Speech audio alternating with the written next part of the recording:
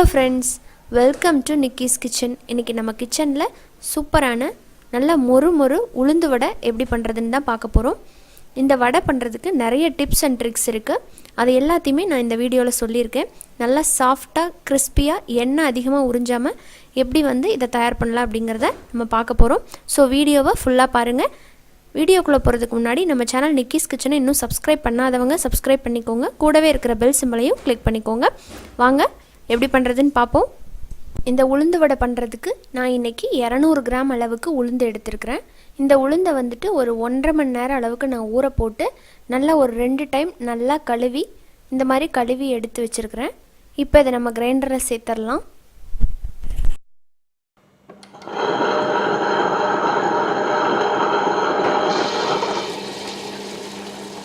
ஃபஸ்ட்டே நம்ம தண்ணி சேர்க்கக்கூடாது. அந்த உளுந்து கழுவும் போது இருக்கிற அந்த கொஞ்சமாக தண்ணி இருக்கும் இல்லைங்களா, அதுலேயே ஃபஸ்ட்டு அரைப்படட்டும், அதுக்கப்புறமா நம்ம சேர்த்துக்கலாம். இப்போது இந்த ஸ்டேஜில் நம்ம தண்ணி சேர்த்துக்கலாம். கொஞ்சமாக தெளித்து தான் சேர்க்கணும், மொத்தமாக சேர்த்துடவே கூடாது. பாருங்கள், கொஞ்சமாக எந்த அளவுக்கு தேவையோ அந்த அளவுக்கு மட்டும் தெளித்து சேர்த்துக்கோங்க. இப்போ ஒரு 20 நிமிஷம் ஆயிருக்கு. நம்மளோட மாவு இப்போ ரெடி ஆகிடுச்சு. நல்லா நைஸாக அரைச்சி எடுத்தாச்சு. இப்போ இதுக்கான பதம் சொல்கிறேன் நான். கையை நல்லா தண்ணீரில் நனைச்சிக்கோங்க.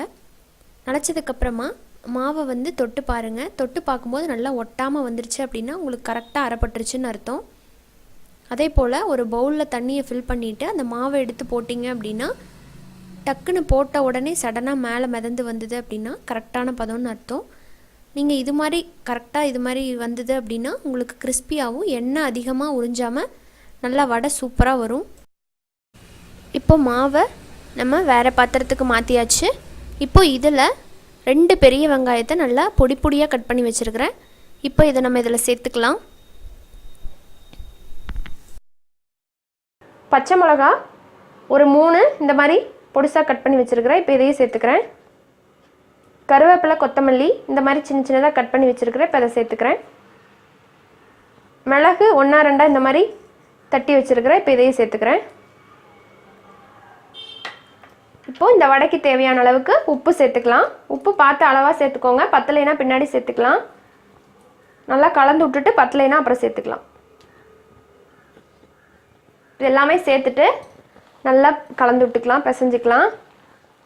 ஒருவேளை உங்களுக்கு உளுந்த பருப்பில் தண்ணி அதிகமாக போயிடுச்சு அரைக்கும் போது அப்படிங்கிற மாதிரி தோணுச்சுன்னா கொஞ்சமாக அரிசி மாவு சேர்த்துக்கோங்க. அப்போ கன்சிஸ்டன்சி கரெக்டாக வந்துடும். வடை நல்லா கிறிஸ்பியாகவும் வரும். பாருங்கள், இந்த மாதிரி நான் எல்லாத்தையும் ஒன்றா பிசைஞ்சு எடுத்துட்டேன். இப்போ இதை நம்ம பொரிச்சிடலாம். பாருங்கள், இப்போ ஒரு நல்லா அடிக்கணமான பாத்திரத்தில் எண்ணெய் ஊற்றி காஞ்சிருச்சு எண்ணெய். இப்போ அதை செக் பண்ணுறதுக்கு ஒரு சின்ன பீஸ் இப்படி போட்டு பார்த்தீங்கன்னா டக்குன்னு மேலே வந்தது அப்படின்னா எண்ணெய் காஞ்சிருச்சுன்னு அர்த்தம். ஓரளவுக்கு மீடியம் ஃப்ளேம்லேயே இருந்ததுன்னா கரெக்டாக இருக்கும். இப்போது இந்த வடையை நம்ம தட்டுறதுக்கு ஃபஸ்ட்டு ஒரு பாத்திரத்தில் ஒரு சின்ன பவுலில் தண்ணி எடுத்துக்கோங்க. எடுத்துகிட்டு இந்த கையில் இந்த மாதிரி தண்ணியை தடவிட்டு இது மாதிரி உங்களுக்கு எந்த ஷேப் வேணுமோ அந்த ஷேப்பில் போட்டுக்கலாம். நடுவில் ஹோல் போட்டு நம்ம போட்டுடலாம். இப்போ வடையை உள்ளே சேர்த்துடலாம்.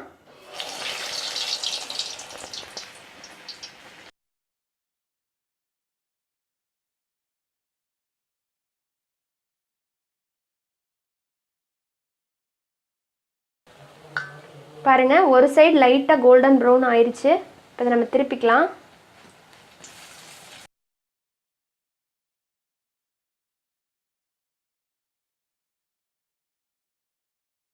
இப்போட நம்ம உளுந்து வடை நல்லா கோல்டன் ப்ரௌன் ஆயிடுச்சு 2 பக்கமும். இப்போ இதை நம்ம எடுத்துடலாம்.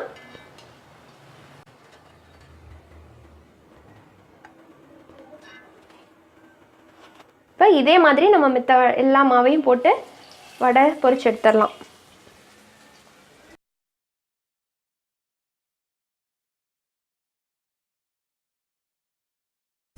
இப்போது இதே மாவை நம்ம சின்னதாக மினி போண்டா மாதிரி கூட நீங்கள் போடலாம்.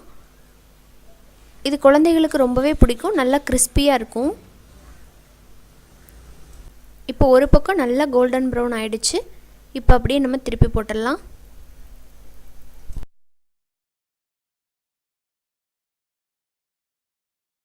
இப்போ 2 பக்கமும் நல்லா கோல்டன் ப்ரௌன் ஆயிடுச்சு. இப்போ அதை நம்ம எடுத்துடலாம். இப்போ நம்மளோட உளுந்து வடைகள் தயாராகிடுச்சு. இப்போ இதை நான் உங்ககிட்ட காமிக்கிறேன் பாருங்கள். வாவ், எவ்வளோ கிறிஸ்பியாக உள்ளே எவ்வளோ சாஃப்டாக பஞ்சு மாதிரி இருக்குது பாருங்கள். எண்ணெய் அதிகமாக குடிக்காமல் நல்லா சூப்பராக வந்திருக்கு. நான் இன்றைக்கி இதோட வச்சு சாப்பிட்றதுக்காக சுட சுட ஃபில்டர் காஃபி ரெடி பண்ணியிருக்கேன்.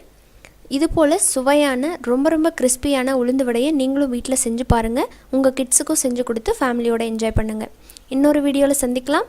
நன்றி, வணக்கம்.